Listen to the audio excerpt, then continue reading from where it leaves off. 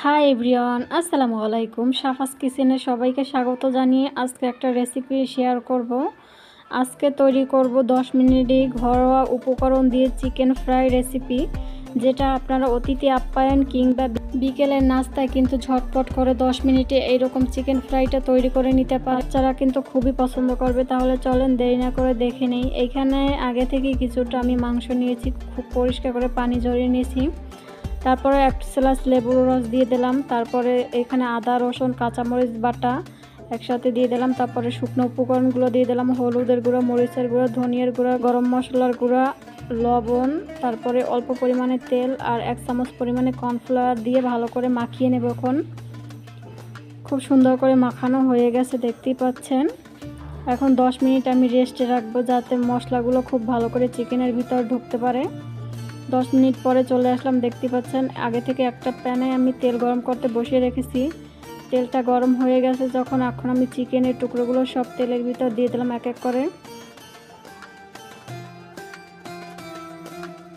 খুব ভালো করে চিকেনের টুকরোগুলো দেওয়া হয়ে গেছে। এখন আমি একবার যেহেতু লাল হালকা ব্রাউন হয়ে গেছে, এখন উল্টে দেব আমি।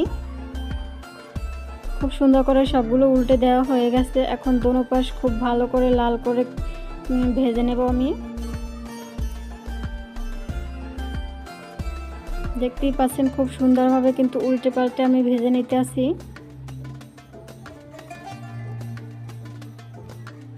খুব ভালো করেই কিন্তু ভাজা হয়ে গেছে।